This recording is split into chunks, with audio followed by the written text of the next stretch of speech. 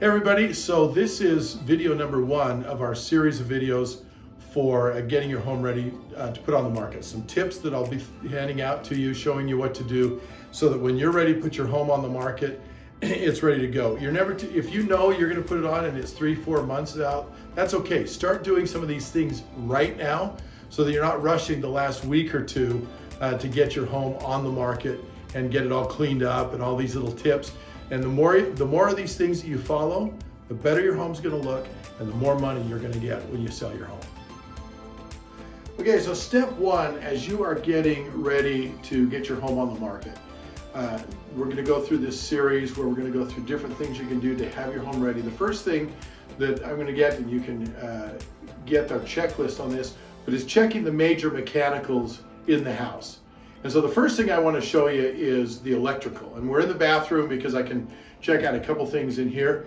Go to Home Depot, Lowe's, one of those places, and pick up one of these. It's a little outlet tester. They're like $5, and they're really cheap, and they're really simple to use. So right here we've got a GFCI outlet.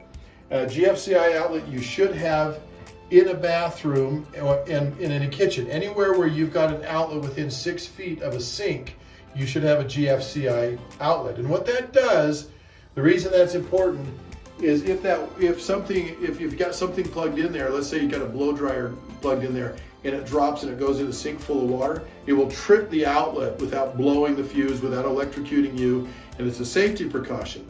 So even if you are in an older home, when you're going to sell your home, your bathroom, the inspector is going to call that out on every home.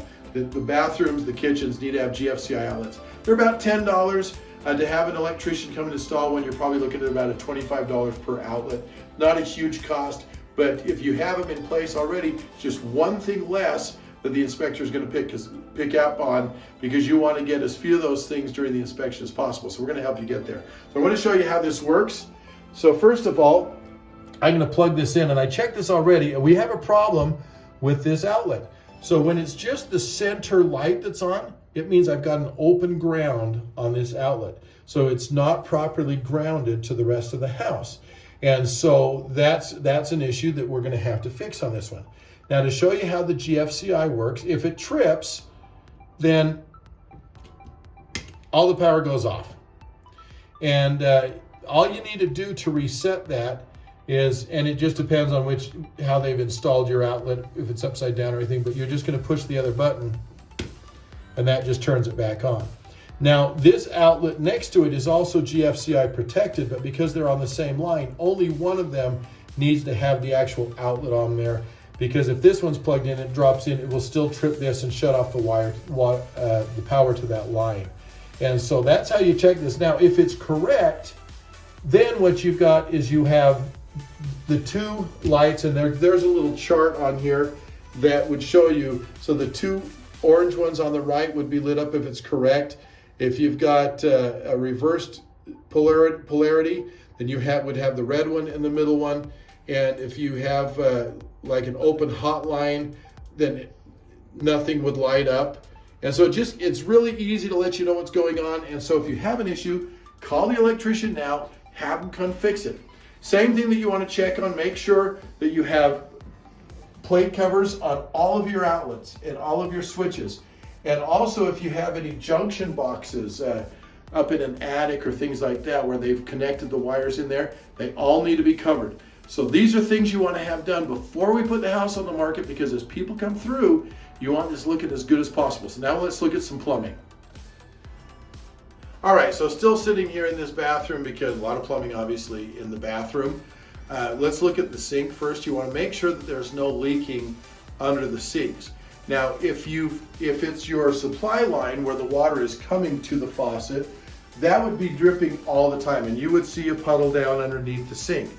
If you're checking to make sure that your sewer line or your drain line is leaking, just turn the water on, let it run for 30 seconds, 60 seconds. If it's leaking, you're going to start seeing it, and you're going to start seeing it dripping right underneath the P-trap there. This one is fine. This is nice and tight. Now this one's a chrome. If there is an issue, they're a little bit tougher just because you actually need to use a pipe to tighten that up a little bit. If you have the PVC, then you just hand tighten those. You don't want to use a wrench on the PVC ones, because then you'll strip out the PVC pipe if you're using a wrench. There's just too much power. The other thing, obviously, we're looking at in the bathroom is the toilet, and you want to make sure that it is tight. So this one is nice and secure.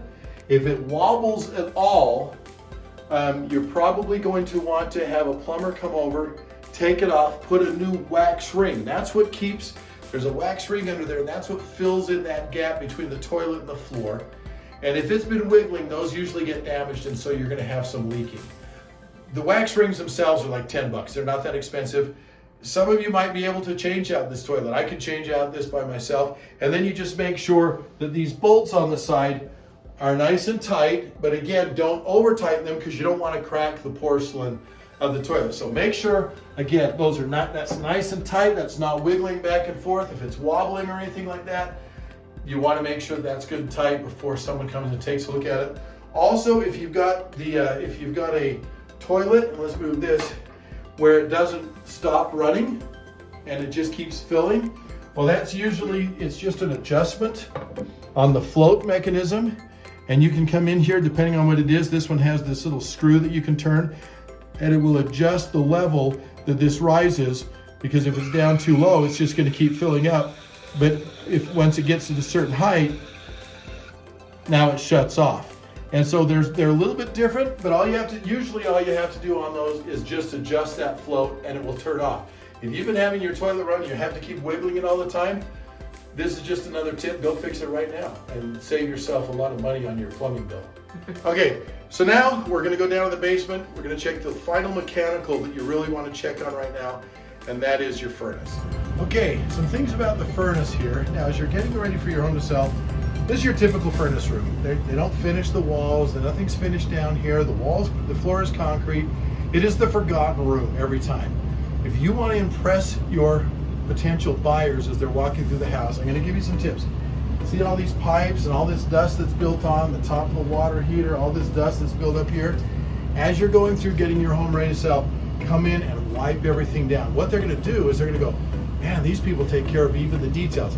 They don't know that you only did it the day before they looked at the home. That doesn't matter. It's that first impression. Now, some other things, the main things you're going to do with the furnace, I would advise you to contact a licensed HVAC contractor to come and service your furnace. You should be doing that every year anyway.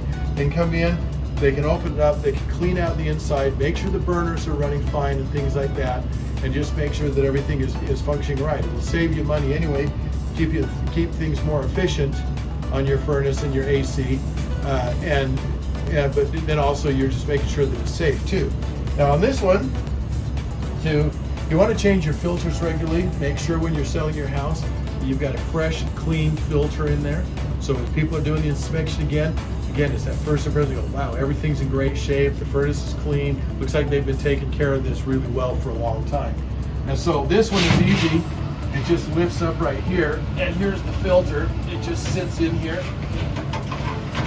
And this one is ready for a change. It's getting all that gray buildup in there, so we'll get another one, but not right now. But when it gets all gray like that, you just throw these away. These are pretty inexpensive. I typically buy them in a box of 6, so I'm changing out my filters every 2 months. Now, just for another maintenance tip, not necessarily ready to sell, but again, well, let me go back. First of all, let me reiterate, have a licensed HVAC contractor come, have them open up the furnace, have them check inside, have them clean inside, and then you get to go around and clean the floors, sweep the floors, wipe everything down, clean everything up. Now, if you want your water heater to last longer than average, most people's water heaters last 8 to 10 years. You want almost double that? You've got this little spigot down here. Most people don't even know this is here. But you can open this up and you can put a hose to it. Now you see I've got the floor drain right here. Your floor drain should be somewhere close to your water heaters so that if it blows, this is where it's going to go. And what you do is you just take a garden hose, hook it up there, and bring it over. And now you have just a little cut-off piece of garden hose. So I run it to the drain and I open that up. And what happens is as your water is coming into the water heater, there's a lot of sediment and silt that comes in with your water. and it's all settling down in the bottom of your water heater, and it starts collecting around those heating coils, and that's what shortens the life of the heating coils. They burn out, then you got to put a whole new water heater in. So if you want to lengthen that life, at least once a year, put it on your calendar. We all have calendars now that send us signals to remind us to do things now. And just come down and open that up, drain it out until it comes out clear water. So it's no longer the brown water that would have the silt and stuff in there.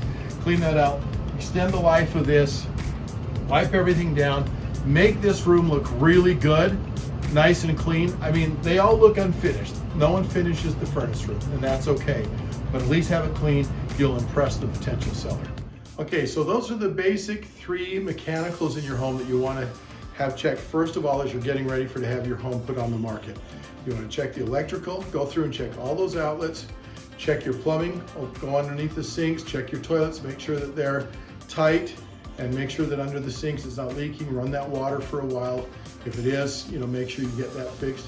And then your furnace, have an HVAC contractor. Now, on all of these things, if you need an electrician, if you need a plumber, if you need an HVAC contractor, I've got leads for everybody on that list. And so if you don't have someone that you already use, give me a call. I'm happy to give you a referral to someone that I've worked with for a long time that I highly recommend. And we'll see you on the next video on more tips to get your home ready to put on the market.